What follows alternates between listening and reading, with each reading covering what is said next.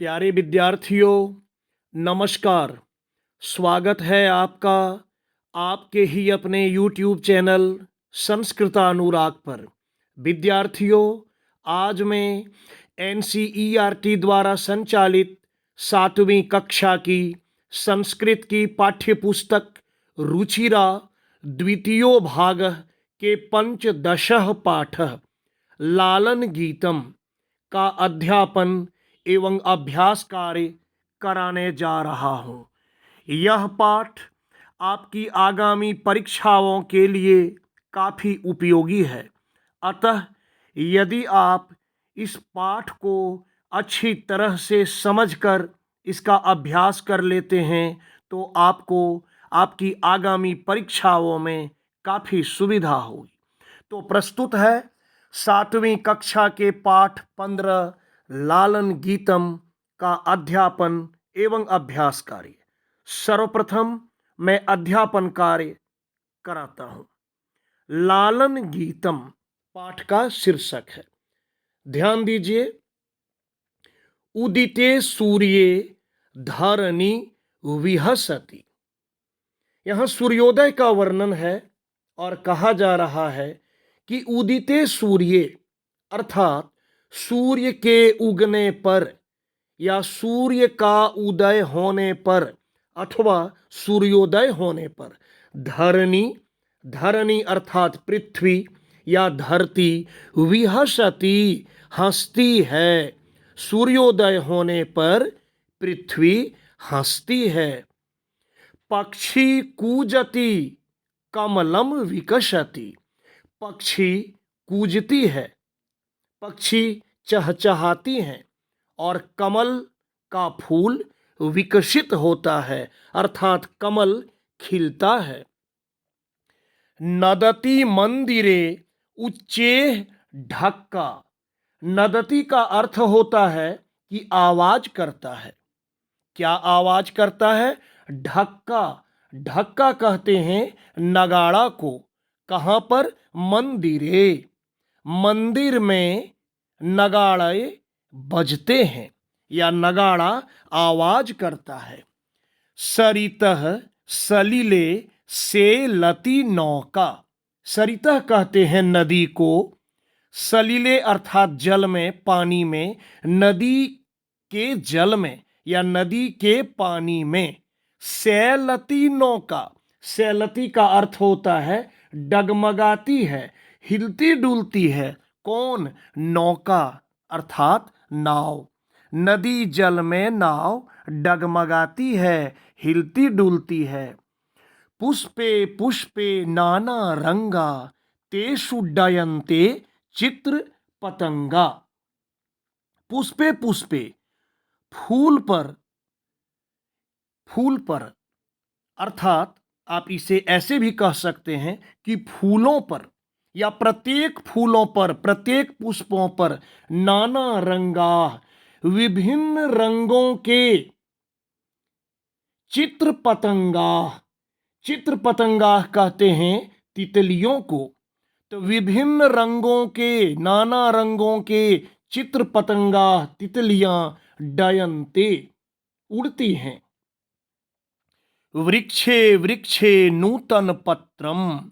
वृक्षों में नए पत्ते आते हैं। विविधे वर्णे विभाति चित्रम। और विभिन्न वर्णों से, विभिन्न रंगों से विभाति सुशोभित होता है। वृक्ष में नए पत्ते आते हैं और विभिन्न रंगों से वह चित्रित होते हैं, विभिन्न रंगों का चित्र उपस्थित करते हैं। धेनु प्रातः यच्छति दुग्धम। धेनु अर्थात गाय। धेनु कहते हैं गाय को। प्रातः काल गाय दूध देती है। शुद्धम स्वच्छम मधुरम स्निग्धम। शुद्ध, स्वच्छ, मधुर और स्निग्ध। स्निग्ध का अर्थ होता है मुलायम। शुद्ध, स्वच्छ, मधुर और स्निग्ध। गहने विपिने व्याघ्रो गर्जति। गहने विपिने, घने जंगल में, घने वन में। विपिन का अर्थ होता है जंगल। व्याघ्रो गर्जति, बाघ गरजता है। उच्चेह तत्र, यहां दिया है उच्चेस तत्र, संधि विच्छेद करेंगे तो होगा उच्चैः तत्र चौसिंहः नर्दति। ऊंची आवाज से, उच्चेह जोर से, सिंहः सिंह, नर्दति दहाड़ता है। हरिणो अयम खादति वन घासम, और यह हरिन या हिरन वन घास, जंगली घास को, जंगल के घास को खाता है। सर्वत्र चौपस्यति सौविलासम, और सभी जगह विलास के साथ देखता है। उष्ट्रः तुंगः मंदम गच्छति, तुंग का अर्थ होता है ऊंचा, ऊंचा ऊंट धीरे धीरे जाता है। मंदम का अर्थ होता है धीरे धीरे। पृष्ठे प्रचुरम भारम निवहति, पृष्ठे पीठ पर, प्रचुरम भारम प्रचुर भार, बोझ, भार का अर्थ होता है बोझ। निवहति ढोता है, कौन ढोता है? तो ऊंचा ऊंट। यहां कहा पहली पंक्ति में कि उष्ट्रः तुंगः, तुंगः अर्थात ऊंचा, ऊंचा ऊंट धीरे धीरे जाता है, पीठ पर प्रचुर भार या बोझ ढोता है। घोटकराजः क्षिप्रम धावति, घोटकराज अर्थात घोड़ा तेज दौड़ता है, क्षिप्रम अर्थात तेज, तीव्र। धावन समय किमपि न खादति, और दौड़ने के समय वह कुछ भी नहीं खाता। घोटकराज तेज दौड़ता है और दौड़ने के समय कुछ भी नहीं खाता है। पश्यत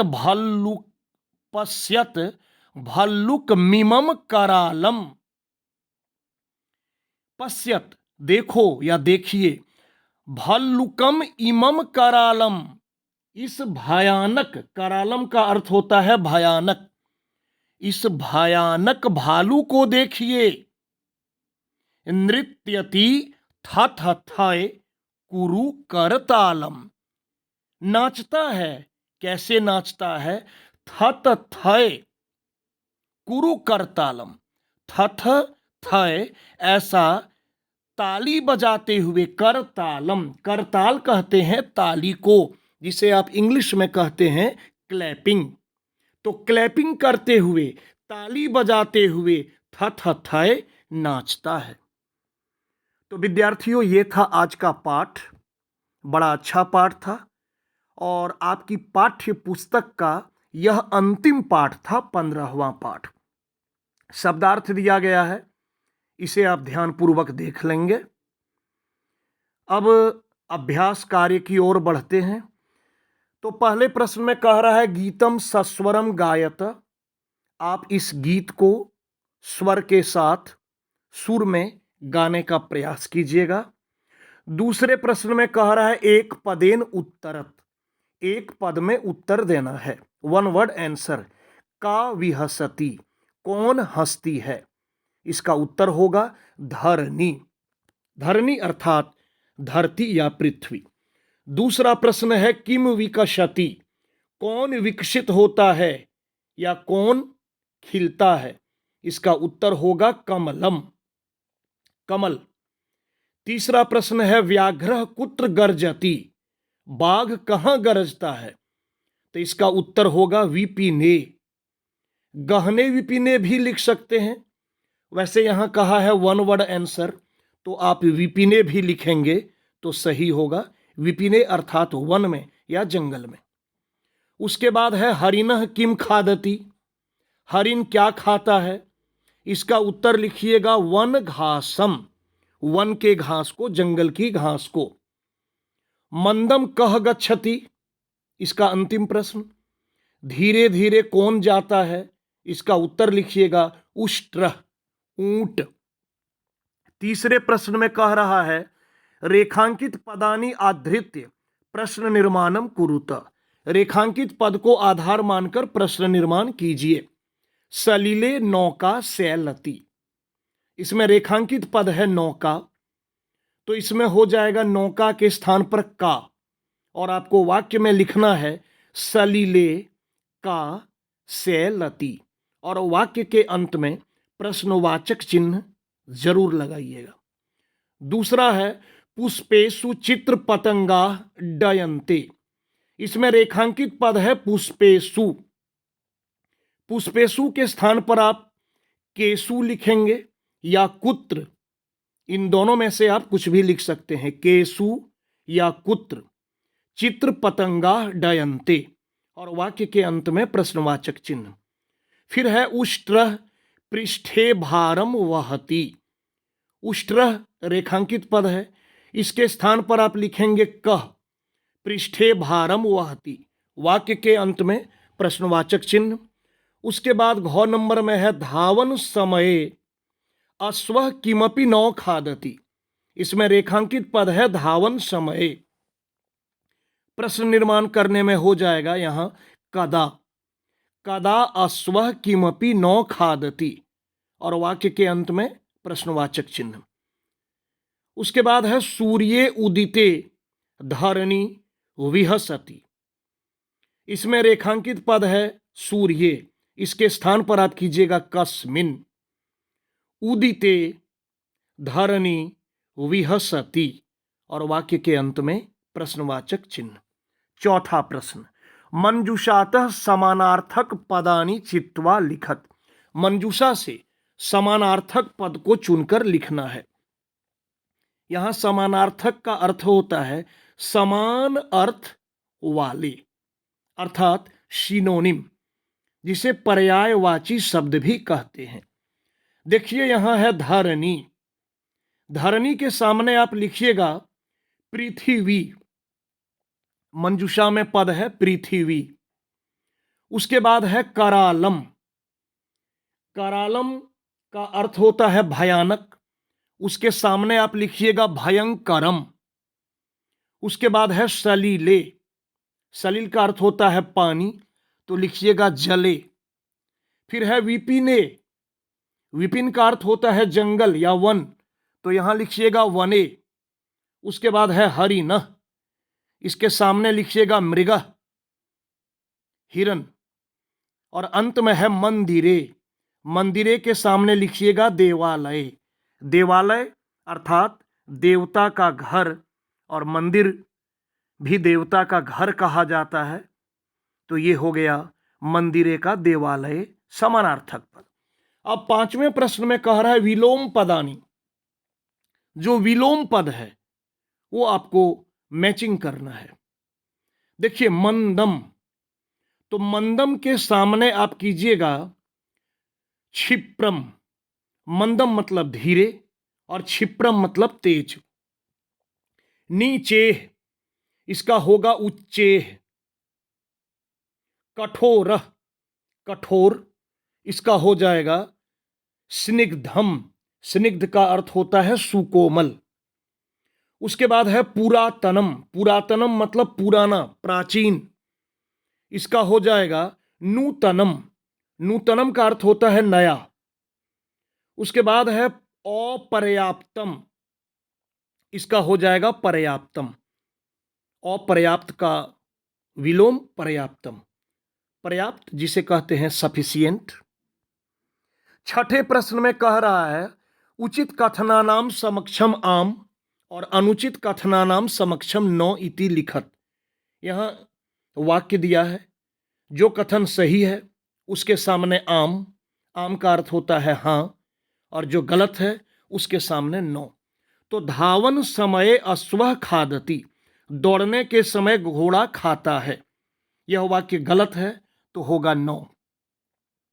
उष्ट्रः पृष्ठे भारम न वहति, ऊंट पीठ पर बोझ नहीं ढोता है, यह वाक्य भी गलत है, क्योंकि ऊंट पीठ पर बोझ ढोता है, तो यहां हो जाएगा नो।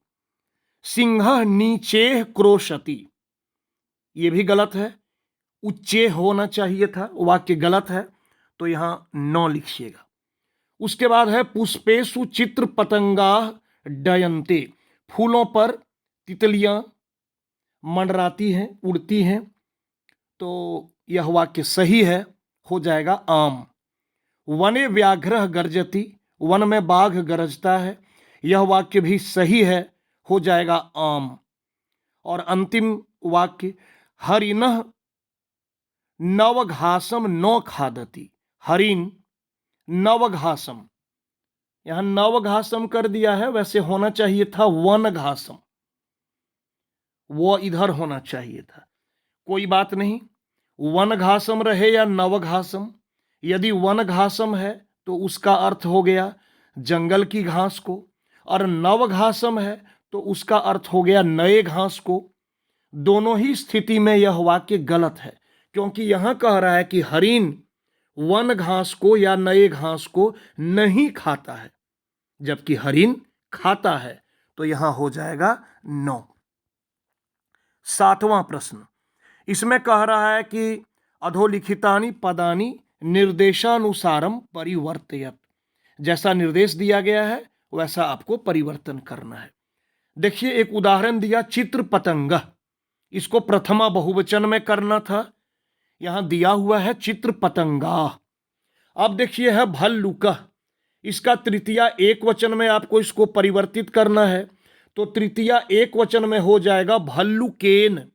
जैसे बालक शब्द का हो जाता है बालकेन, वैसे ही भल्लुक का हो गया भल्लुकेन। फिर है उष्ट्र, पंचमी द्विवचन में करना है, तो इसका हो जाएगा उष्ट्राभ्याम, जैसे होता है बालकाभ्याम। अब है हरिणः, सप्तमी बहुवचने, तो हरिणः सप्तमी बहुवचन में हो जाएगा हरिणेषु, जैसे बालकेषु होता है। व्याघ्र द्वितीया एक वचने, इसका हो जाएगा व्याघ्रम, जैसे होता है बालकम। और अंत में है घोटक राजः, तो घोटक राजः को करना है संबोधन एक वचन में, इसका हो जाएगा हे घोटक राज, और संबोधन का चिन्ह लगा दीजिएगा, पूर्ण विराम के नीचे जो डॉट वाला चिन्ह होता है वो लगा दीजिएगा। जैसा बालक शब्द रूप में होता है हे बालक, तो यहां हो जाएगा हे घोटक राज। आगे बढ़ते हैं। 8वें प्रश्न में कह रहा है चित्रम दृष्ट्वा मंजूषातः पदानि च प्रयुज्य वाक्यानि रचयत, चित्र को देखकर मंजूषा के पदों को प्रयोग करते हुए वाक्य की रचना कर। यहां आप देख रहे हैं प्रातः काल का चित्र है, सूर्य का उदय हो रहा है, चिड़ियां भी उड़ रही हैं, बच्चे खेल रहे हैं, और यह एक उद्यान का चित्र है, गार्डन का चित्र है, फूल खिले हुए हैं, चित्र में आप ये देख पा रहे हैं। अब देखिए मंजूषा के शब्दों को। खगाह, खगाह का अर्थ हो गया पक्षी, बहुत सारे पक्षी। विकसंती विकसित होते हैं। कमलानी कमल फूल के बारे में कहा। उदेती उगता है। क्रीडंती खेलते हैं। डयंते उड़ते हैं। सूर्य सूर्य। चित्र पतंगा, चित्र पतंगा हो गया तितली को कहते हैं। कूजंती कूजते हैं। और बालाह लड़के।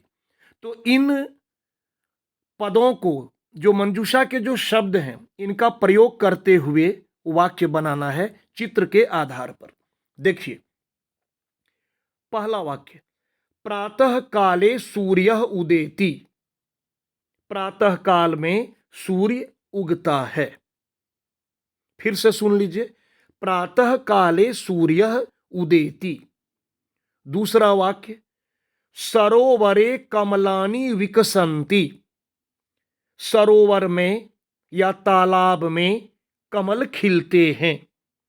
यदि आपको लगता है कि यह वाक्य बड़ा हो गया, तो आप सिर्फ कमलानि विकसंति भी लिख सकते हैं, सिर्फ सूर्य उदेति भी लिख सकते हैं।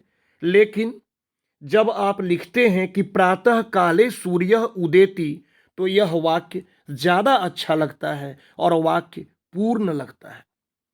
तो फिर से रिपीट में कर दूं। पहला वाक्य हो गया प्रातः काले सूर्य उदेति, दूसरा वाक्य हो गया सरोवरे कमलानि विकसन्ति। तीसरा वाक्य पुष्पेषु चित्र पतंगाः डयन्ते, फूलों पर तितलियां उड़ती हैं। चौथा वाक्य वृक्षेषु वृक्षेषु खगाः कूजन्ति, वृक्षों पर पक्षीगण कूजते हैं। और पांचवा एवं अंतिम वाक्य उद्याने बालाः क्रीडन्ति, उद्यान में या बगीचे में बच्चे या लड़के खेलते हैं। विद्यार्थियों, ये कोई जरूरी नहीं है कि मैंने आपको जिस क्रम में वाक्य बताया आप उसी क्रम में उसी सीक्वेंस में लिखें, ये कोई जरूरी नहीं है। आप आगे पीछे लिख सकते हैं, लेकिन सबसे पहला वाक्य ये अवश्य लिखेंगे प्रातः काले सूर्य उदेति, क्योंकि यहां प्रातः काल को दर्शाया गया है। इसके अतिरिक्त भी आप दूसरे ढंग से भी वाक्य बना सकते हैं, उसकी आपको स्वतंत्रता है। लेकिन यहां निर्देश दिया गया है कि मंजूषा के शब्दों को प्रयोग भी करना है। तो मंजूषा के शब्दों का प्रयोग करते हुए और चित्र को आधार मानकर आपको वाक्य बनाना है। तो ये था आज का पाठ और इसका अभ्यास कार्य। मैं उम्मीद करता हूं आपको आज का पाठ बहुत ही अच्छा लगा होगा।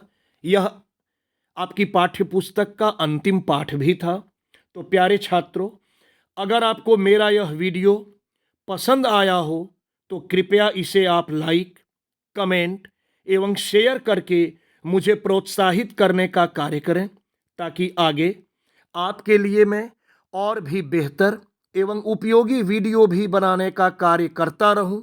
साथ ही मेरे इस चैनल संस्कृता अनुराग को यदि आप अब तक सब्सक्राइब नहीं किए हैं तो इसे आप अवश्य सब्सक्राइब कर लें एवं नोटिफिकेशन को भी ऑन कर लें, ताकि मेरे द्वारा इस चैनल पर अपलोड किए गए प्रत्येक वीडियो की सूचना सर्वप्रथम आपको प्राप्त हो सके। विद्यार्थियों, यहां मैं आपको एक सूचना देना चाहता हूं कि आपके सिलेबस में, आपके पाठ्यक्रम में व्याकरण से संबंधित जो भी विषय दिए गए हैं, आपको व्याकरण के जिस किसी भी टॉपिक को आपको पढ़ना हो, उसकी जानकारी लेना हो, मेरे चैनल पर, मेरा जो यह चैनल है संस्कृतानुराग, इस पर व्याकरण के विभिन्न प्रकार के वीडियो उपलब्ध हैं। आप वहां जाकर देखें। आपको जिस किसी भी प्रकार के वीडियो की आवश्यकता होगी आपको यहां उपलब्ध हो जाएगा। साथ ही यदि आप मुझसे कुछ और अन्य वीडियो चाहते हैं कि मैं आपके लिए तैयार करूं, तो आप कमेंट बॉक्स में अवश्य लिखेंगे। मैं आपके कमेंट को पूरा करने का भरसक प्रयास करूंगा। तो आज के लिए इतना ही। सबों को मेरी ओर से बहुत बहुत धन्यवाद।